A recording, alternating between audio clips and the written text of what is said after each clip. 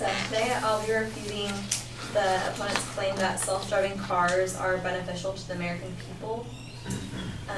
The opponent's secondary claims were: first, driver error is a leading cause of accidents; second, enhanced human productivity; and third, traffic and fuel efficiency will greatly improve. Although self-driving cars may have some potential benefits that may influence the lives of some individuals, I'm claiming that there are also some potential risks involved with these vehicles that may hurt others. First, it was claimed that driver error is the leading cause of accidents, but there may be a possibility of even worse car crashes. It was mentioned that human error causes 94% of traffic accidents, according to a study by the National Highway Traffic Safety Administration. Although this may be true, it is not mentioned what the risks the self-driving cars themselves may have. And then my first claim against that would be that more severe car crashes may occur. A minor malfunction in the computer device that is controlling the car may cause even worse car crashes. Dr. Timothy Carone, a former astrophysicist and an associate teaching professor at the University of Notre Dame's Mendoza College of Business, states that a self-driving Uber SUV struck and killed 49-year-old Elaine Hersberg as she walked her bicycle across the street. The crash occurred while Rafael Vasquez, a 44-year-old test driver from Uber, was behind the wheel, according to the police. And as we continue testing and perfecting the technology behind self-driving cars, there will be more accidents like this. Secondly, Hamani mentioned there being an enhancement in human productivity, but by not having to worry about learning how to drive the vehicle, there will be a reduction in the driver's experience. It was also said that McKinsey, a global management consulting firm, estimated that worldwide time saved every day by self-driving cars could total up to 1 billion hours.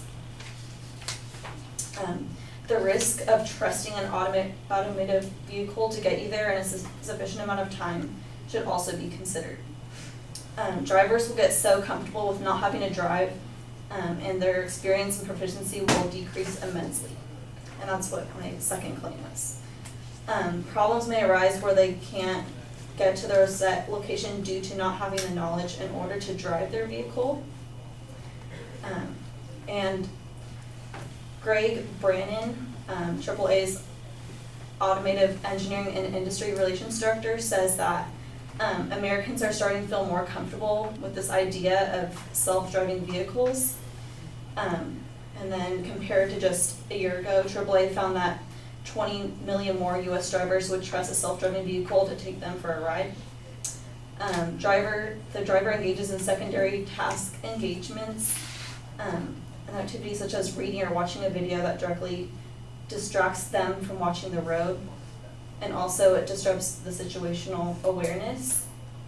And the driver isn't able to perceive critical factors in the driving environment and react rapidly to this.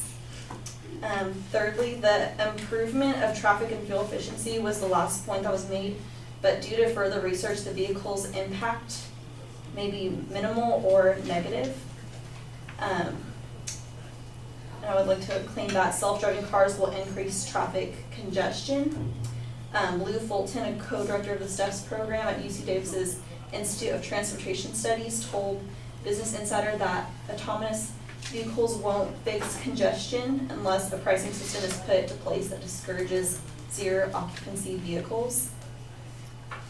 And many companies are interested in programming these cars to run errands or pick up packages, but these efforts could increase traffic by multiplying the number of zero occupant cars on the road. So in conclusion, although self-driving cars may have some potential benefits, it should be also considered the negative effects the self-driving cars may have that may hurt others. Thank you.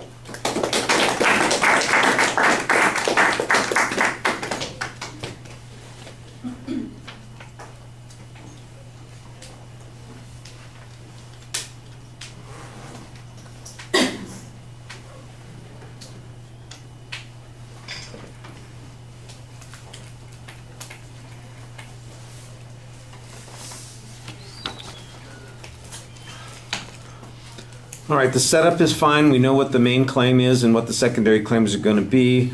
You suggest that there are risks that we have to worry about, and so it sounds like there's going to be a counterclaim on each of those particular points, which is fine. The idea that driver error could be increased as a result of this based on having less experience and less knowledge about where they're going and what it is they're doing, that's an interesting thought, assuming that anybody is still driving. I think the assumption that the advocate is making is that autonomous cars would take over and there won't be people who are driving anymore. Everybody, and why do I need to have more experience if the car can do all the driving for me? I see there's an interesting point that you're making, and I think there's a valid criticism. That's assuming if people are going to operate their own cars that are not autonomous, not at the same time, but in the same lifetime or during equal periods of time, for instance, that they're using the autonomous cars. If they continue to operate vehicles, then I could see that is maybe a potential problem. But without that vision, if we assume the vision that the advocate's talking about, that would be completely superfluous, and I don't think it would be anything that we'd have to worry about. The example of risk to the pedestrian I thought was an interesting point. You've got a good example of a person being killed by a mostly autonomous car. Your argument is that that's going to happen more, but I don't hear any reason why it's going to happen more. And I don't know exactly what the situation or conditions were that caused this to happen. If those things are things that are not preventable through the technology, that would, I think, be a stronger argument on that particular point. The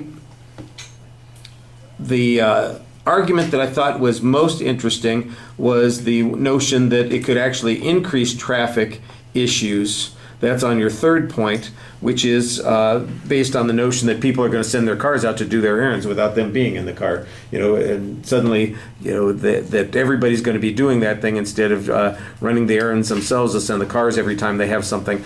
And I think there's an interesting concept there. How it would all work out, of course, is very speculative, but I think that's one of the things that you need to point out about the advocate's argument. It's also quite speculative.